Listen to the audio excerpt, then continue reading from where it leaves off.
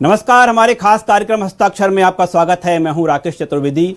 सफलता का आधार संसाधन नहीं, संकल्प है। जहां पर संकल्प है वहां ठहराव हो ही नहीं सकता। ये किस्सा लेकर आए हैं हम उन युवाओं के लिए जिन्होंने संकल्प बड़ा तय कर रखा है, लेकिन जहां पर ठहराव आया वहीं पर जाकर रुक गए।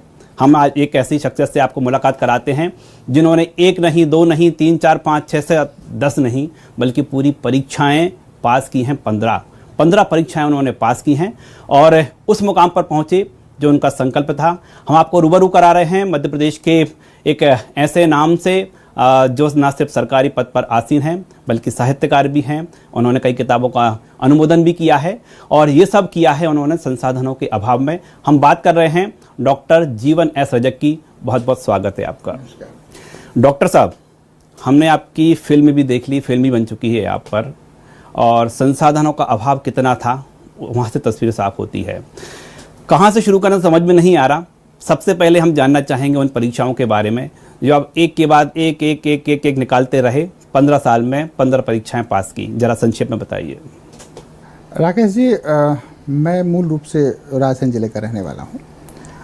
12वीं पास करने के बाद मैं विदिशा के कॉलेज में एडमिशन लिया। तो उस समय प्री मेडिकल परीक्षाओं का बड़ा दौर था, तो मुझे लगा मैं पढ़ने में थोड़ा मुझे रुचि थी, तो मैंने कहा मैं भी MBBS करूँगा, मैं भी PMT की तैयारी करूँगा। उस समय तक मालूम नहीं था। जब 12th पास किया, जब विदिशा पहुँचा तो पता चला कि PMT की परीक्षा होती है, इससे डॉक्टर बनते हैं।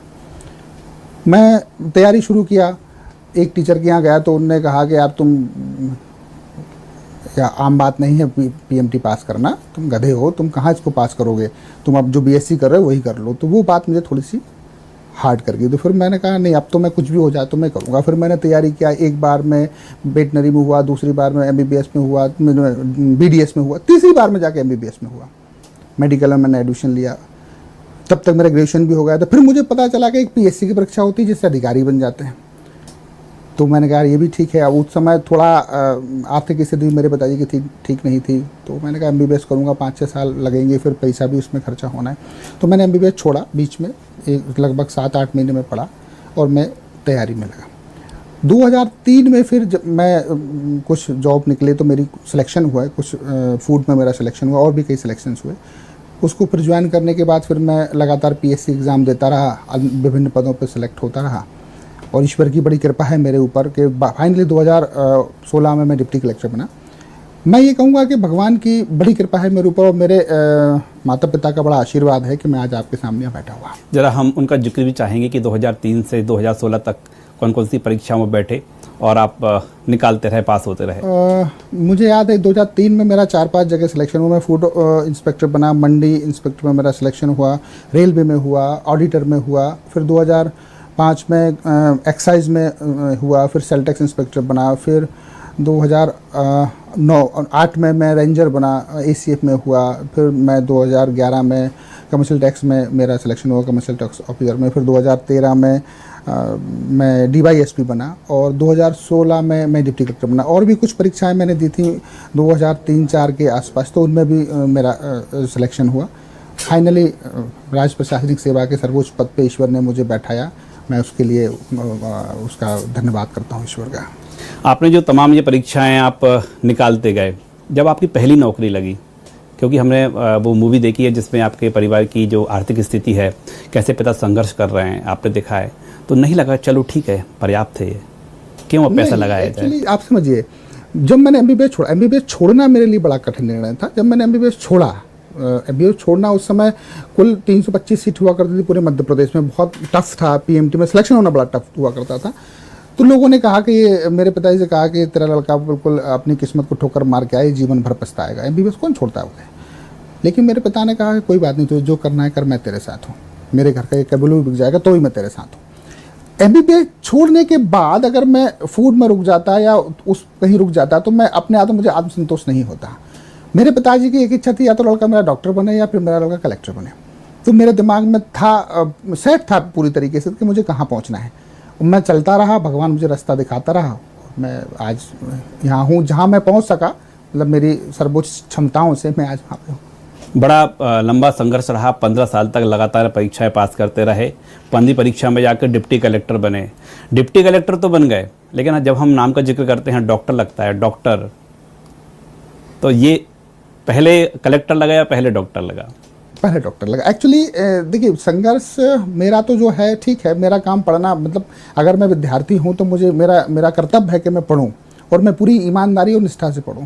संघर्ष मेरा नहीं, मेरे परिवारजनों का, मेरे माता पिता का, मेरे भाइयों का, उनका संघर्ष मुझसे कहीं ज़्यादा है, जिन्होंने अभाव में रहते हुए मेरी हर आवश्यकता को पूरा किया। जो मैंने कहा वो मेरे पिताजी ने मेरे पूरा किया, आपने फिल्म में देखा भी होगा। तो मुझे एक्चुअली पढ़ने का शौक़ है, मतलब आज भी मैं पढ़ रहा हूँ, आज भी मैं कुछ कर रहा हूँ, आज भी मैं MBA की परीक्षा दे रहा हूँ, अभी मैं MBA कर रहा हूँ।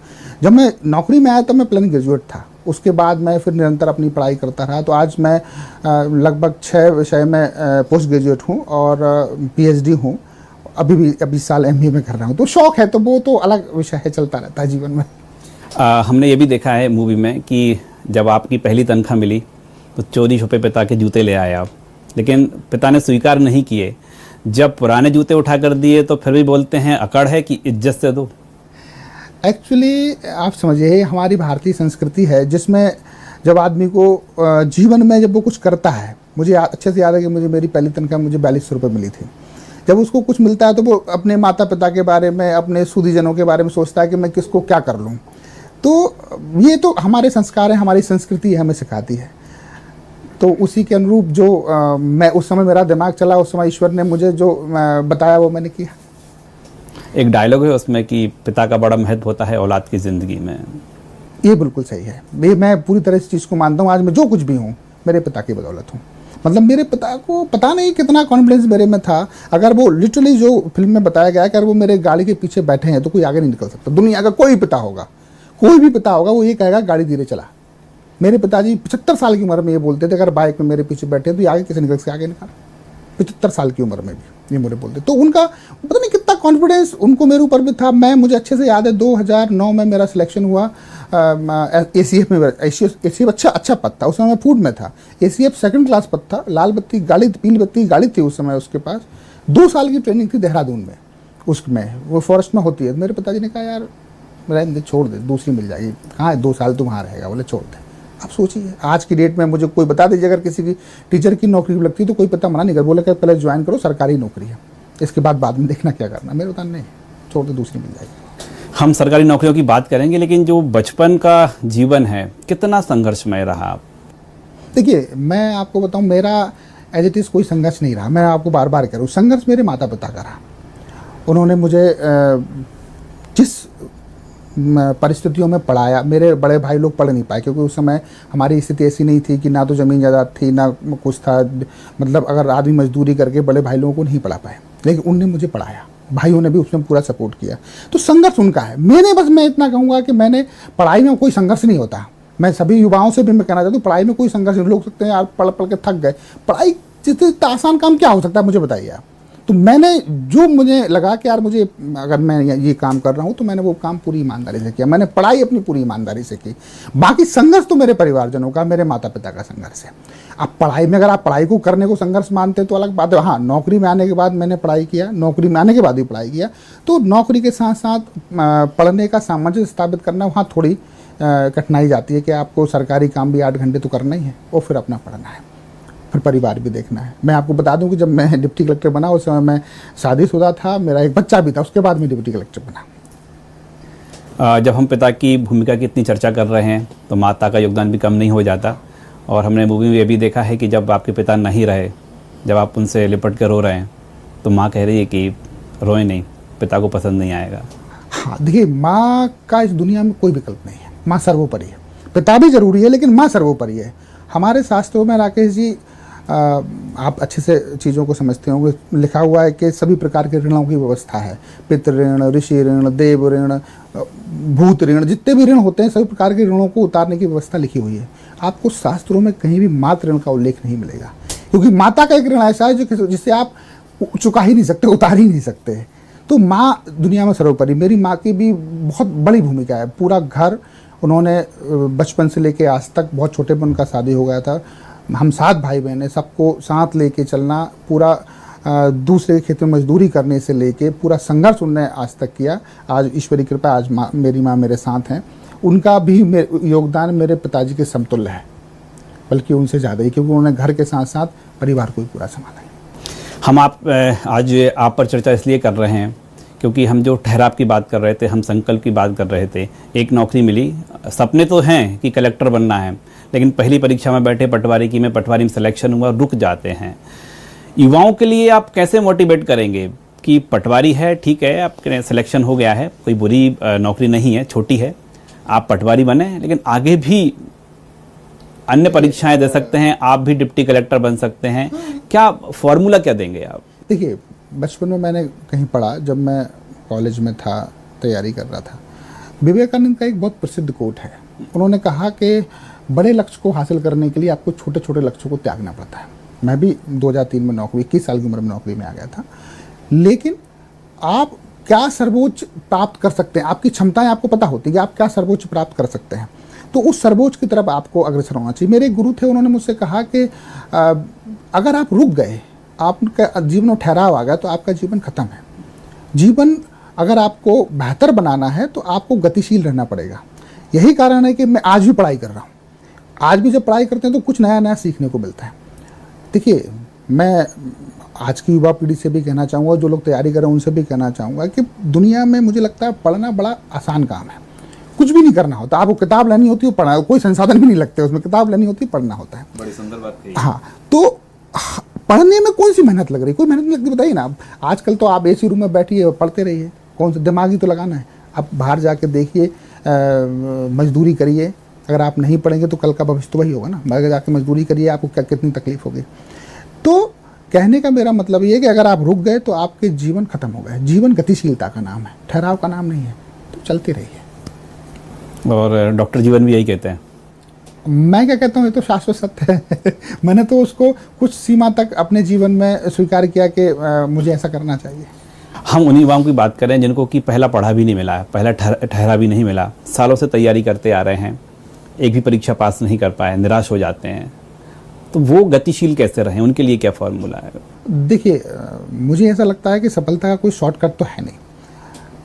बिल्कुल सही है, बहुत सारी चीज़ें मैं जो महसूस करता हूँ कि आपके सफलता में 2-3 चीज़ों का बड़ा योगदान होता है। सबसे ज़्यादा योगदान आपके परिश्रम का होता है, जो लगभग 90% होता है। कुछ परसेंट आपका भाग्य भी होता है, कुछ परसेंट आपकी परिस्थितियाँ भी होती हैं। लेकिन हम भाग्य होता है, लेकिन वो 10% ही होगा, 5% ही होगा। अगर कहीं सफलता नहीं मिल रही है तो कहीं ना कहीं कुछ ना कुछ कमी रह रही है। उस कमी का मूल्यांकन करिए, उसको दूर करिए और आगे बढ़िए। ऐसा देखिए, मैं बार बार एक ही चीज़ बोलता हूँ हमेशा कि ऐसा नहीं है कि हम पीएससी पास करना बड़ा मतलब कोई बहुत बड़ा काम नहीं है। मैं इसलिए नहीं कह रहा हूँ कि मैंने कर लिया। आज की डेट में मनुष्य चांद पे पहुँच रहा है, मंगल पे पहुँच रहा है, क्या क्या नहीं कर रहा है। जो अकल्पनीय है, उन कल्पनाओं को भी मनुष्य ने यथार्थ में बदला है, जो कभी हम सोच नहीं सकते थे। आप पहिए के आविष्कार से लेकर चांद तक पहुँचने तक की यात्रा मनुष्य ने ही पूरी की है ना। हम भी उन्हीं में से हैं। और सभी मनुष्यों में एक समान समतुल्य दिमाग होता है, मस्तिष्क सब में बराबर होता है। श्रीमद् भगवद गीता में भगवान श्री कृष्ण कहते हैं कि मैं तेरे भीतर भी हूँ, मैं इसके भीतर, सबके भीतर। उसका मतलब क्या है? उसका मतलब ये नहीं है कि भगवान आपके भीतर बैठे हुए हैं। भगवान मतलब क्या? भगवान मतलब इस ब्रह्मांड की एक ऐसी सुपर एब्सोल्यूट पावर, एक ऐसी शक्ति जो पूरे ब्रह्मांड को चला रही है। उस सुपर एब्सोल्यूट पावर वो कह रहे हैं कि आपके अंदर विद्यमान है, बस उसको जागृत करने की आवश्यकता है। तो हर मनुष्य के भीतर एक सुपर एब्सोल्यूट पावर है, एक असीमित शक्ति का भंडार है। उस चेतना को, उस ऊर्जा को जागृत करने की आवश्यकता है। जो जितना जागृत कर लेगा उतनी सफलता के शिखर पर पहुंच जाएगा। बस लेकिन जागृत उसको स्वयं को करना पड़ेगा, मूल्यांकन को स्वयं को करना पड़ेगा। ऐसा नहीं है कि जो मैं कर सकता हूं, जो आप कर सकते हो, वो तीसरा नहीं कर सकता। जो लोग कर रहे हैं, जो आईएएस बन रहे हैं, या जो चांद पे जा रहे हैं, या जो बड़े बड़े काम कर रहे हैं, वो हमारे और आपकी तरह ही है। वो कहीं दूसरे ग्रह से नहीं आए। तो ये ना सोचे कि मैं नहीं कर पाऊंगा। ये जिस दिन ये नकारात्मक विचार आ गया, मैंने जीवन में राकेश जी कभी भी कितनी भी विषम परिस्थितियों में ये नहीं सोचा कि ऐसा नहीं हो सकता। क्यों नहीं होगा? जब मेरे पास 1 रुपये भी नहीं हुआ करता, तब भी मैंने ये नहीं सोचा कि यार नहीं हुआ तो। अगर मैं जिस दिन ये सोच लेता कि अगर मैं सिलेक्शन मेरा नहीं हुआ तो मैं कभी भी एमबीबीएस नहीं छोड़ पाता। और मैं ये नहीं कहता कि एमबीबीएस बुरा जॉब है, लेकिन वो हो सकता है मेरे लिए सुटेबल नहीं था, क्योंकि मैं बड़ा ही सेंटिमेंटल टाइप का आदमी हूँ। हो सकता है मैं एक अच्छा डॉक्टर नहीं बनता, लेकिन वो तो हालांकि डेस्टिनी है, आपको कहाँ पहुँचना है आप जा सकते हो। तो मेरा मतलब कहने का है कि हर मनुष्य में, हर व्यक्ति में असीमित ऊर्जा का भंडार है। वो आपको उसको जागृत करने की आवश्यकता, आप कितना जागृत करते हैं। हर प्रशासनिक अफसर ये भी बोलता है कि प्रशासन में बहुत सारे काम हैं, सुबह से उलझे रहो, शाम तक काम करते रहो, काम कभी ख़त्म नहीं होता, कभी ऑफिस का काम, कभी लॉ एंड ऑर्डर। आपने इतनी सारी पुस्तकें लिख डाली, इतना सारा अध्ययन करते रहते हैं, ये कहाँ से समय लाते हैं आप? नहीं देखिए, ऐसा नहीं है, समाज सभी के पास बराबर होता है, इसमें कोई दो राय नहीं। सरकारी नौकरी में बहुत काम होता है। मैं जब एसडीएम रहता हूँ तो दिन रात का काम होता है, कभी भी आपके लिए काम खत्म नहीं होता। लेकिन इसका मतलब ये नहीं कि आप अपने लिए समय नहीं, समय तो रहता है। आप 24 घंटे तो कोई काम नहीं करता। देखिए, आप समझिए 24 घंटे कोई काम नहीं करता। तो शौक है, जैसे मुझे पढ़ने का और लिखने का शौक है, तो वो मैं कहीं ना कहीं उसको निकाल के पढ़ता हूँ, लिखता हूँ। समय चुरा लेते हैं। समय चुराना पड़ता है। और उसको मैं सबसे ये कहूँगा कि उस शौक को जीवित रखना जरूरी है, नहीं तो आपके जीवन में नीरसता आ जाएगी। अगर आप उस शौक को जीवित नहीं रखेंगे तो नीरसता आ जाएगी। आप जब आपकी एक अच्छी कविता मुकम्मल हो जाती है तो आपको बड़ा आत्मसंतोष होता है, मन आपका प्रसन्न होता है। और जब मन प्रसन्न होता है तो काम भी आप बेहतर ढंग से कर पाते हैं। भाई, हम सरकारी नौकरी वाले आदमी, सरकारी नौकरी तो आपको करनी है। और हमारी नौकरी कोई ऐसी बाध्यता भी नहीं कि आपको 8 घंटे करना है, 15 घंटे भी हो सकते हैं, 10 घंटे भी हो सकते हैं। तो लेकिन शौक को जीवित रखना बहुत ज़रूरी है। अगर आपके अंदर शौक है तो आप उसको फिर कहीं से ना कहीं से समय चुरा ही लेंगे। आप गाड़ी में बैठते बैठते भी पढ़ सकते हैं, गाड़ी में जा रहे हैं तो ट्रेन में बैठे बैठे भी लिख सकते हैं। तो वो आपके शौक पे डिपेंड करता है, आपके इंटरेस्ट पर निर्भर करता है। आपकी जो 15 यात्राएं रहीं, काम कहाँ कहाँ करने का मौका मिला आपको? गैप कहाँ रहा? मैंने सबसे पहले मैंने फूड इंस्पेक्टर ज्वाइन किया। मैं लगभग 8 साल फूड एंड ड्रग में रहा। एज ए मध्य प्रदेश का सबसे सीनियर मोस्ट फूड इंस्पेक्टर था मैं। 2011 में फिर मैं कमर्शियल टैक्स में आया, तो मैं 6 साल कमर्शियल टैक्स में रहा, कमर्शियल टैक्स ऑफिसर। उसके बाद 2016 में मैं डिप्टी कलेक्टर बना। डिप्टी कलेक्टर बनने के बाद फिर मैं एसडीएम रहा 2 जगह, और आज मैं माननीय मंत्री जी के साथ काम कर रहा हूँ। तो ज्वाइन मैंने 3 ही किया है, बाकी सिलेक्शन जरूर मेरे 14-15 हुआ, लेकिन ज्वाइन मैंने 3 जगह किया है। और अब तो खैर, तो क्या रहा अनुभव आपकी? सबसे ज़्यादा काम करने का, समाज को देने का कहाँ पर अवसर है इन तीनों में? राज प्रशासनिक सेवा एक ऐसी सेवा है जहां आप समाज को बहुत कुछ दे सकते हैं, बहुत कुछ अच्छा समाज के लिए कर सकते हैं, और बहुत सकारात्मक समाज के लिए कर सकते हैं। एसडीएम एक अच्छा पद होता है। एसडीएम रहते हुए आपके पास बहुत सारी विवेकाधिकार होता है कि आप समाज के लिए कुछ अच्छा कर सकते हैं। मैंने भी जो जितने समय में रहा, जो मैं बेहतर कर सकता था, अपना आउटपुट सरकार के लिए और समाज के लिए दे सकता था, मैंने दिया। आज भी दे रहे। बाकी तो हर सेवा में, सरकारी नौकरी का मतलब ही लोक सेवक है। आपको जनता की सेवा करना है। हर व्यक्ति, हर सेवा का व्यक्ति अपने अपने स्तर से, अपने अपने ढंग से समाज की सेवा कर रहा है, और करना भी चाहिए। पुस्तकों के बारे में ज़रा बताइए विस्तार से, क्योंकि ये भी युवाओं के लिए प्रेरणा है कि ये ठहरना नहीं है, सिर्फ जो प्रोफेशनल लाइफ है, यानी आप जो सरकारी नौकरी है, जो भी आप जीवन यापन के लिए नौकरी कर रहे हैं, वो अंतिम विकल्प नहीं है, उसके आगे भी बहुत सारी ज़िंदगी है। तो कौन कौन सी पुस्तकें लिख डाली हैं, उनका सार क्या है?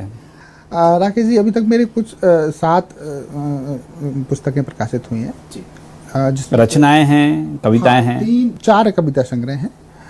एक किताब मेरी लास्ट ईयर आई थी, वो मैंने श्रीमद् भगवद गीता के भावार्थ को काव्य में लिखा है। जैसे छंदबद्ध काव्य में लिखा है, जैसे इंटरेस्टिंग रूप में, जिसे गाया जा सकता है, पढ़ा जा सकता है। छंदबद्ध काव्य में लिखा है श्रीमद् भगवद गीता के पूरे भावार्थ को। वो एक अच्छी रचना है। मुझे भी नहीं पता वो मैंने कैसे लिख दी, मुझे ज़्यादा व्याकरण का ज्ञान नहीं है, लेकिन मुझे भी नहीं पता कैसे वो पूरी हो गई, लेकिन अच्छी किताब है। एक किताब मेरी जो है पीएससी के लिए है, स्पेशली टाटा मैकग्रा-हिल ने उसे प्रकाशित किया है। वो पीएससी का मेंस का एक पूरा पेपर कवर करती है, इथिक्स वाला, एक उस पर किताब है। 4 कविता संग्रह है। एक मेरा आलेख संग्रह भी है जो प्रभात से प्रकाशित हुआ है।